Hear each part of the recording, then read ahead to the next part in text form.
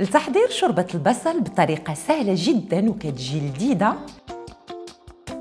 كناخدو طنجرة على نار هادية، كنديرو فيها الزيت، الزبدة، وكنضيفو عليهم البصلة مقطعة رقيقة والثومة. البصلة مقطعة أنصاف دوائر. كنخليو هاد المكونات كلها كتشحر على عافية مهيلة جدا مع التحريك لمدة ديال 2 دقائق تقريبا. كنضيفو الفخذ ديال الدجاج، الملحة،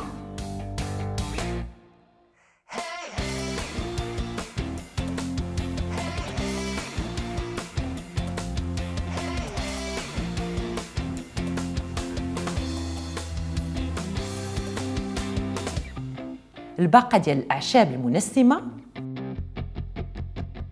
وكنخليو الكل كيتقلى دائما على نار هادية مع التحريك لمدة 3 ديال الدقائق.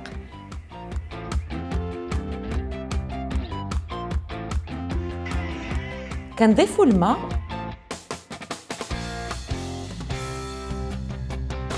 وكنخليو الطنجرة تغلى. كنديرو الحبات ديال البزار والعويدات ديال القرنفل في قطعه ديال الثوب قطنيه.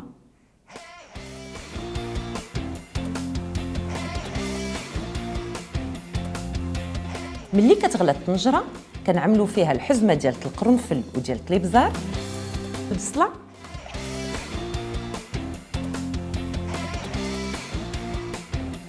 تنغطيوها وتنخليو الكل كيطيب على نار هاديه جدا.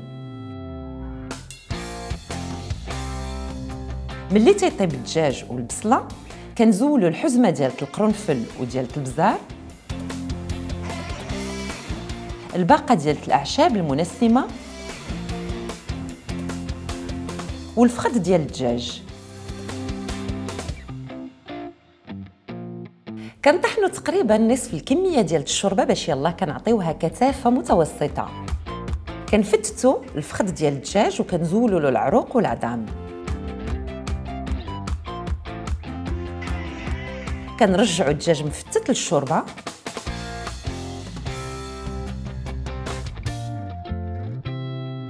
كنصبوا الشوربه في زلايف اولا في سلطانيات اللي كيكونوا ديال البديع كيدخلوا للفرن. كنوضعوا قطعه ديال الخبز المحمص فوق من كل شوربه وكنرشوها بالجبن المبشور.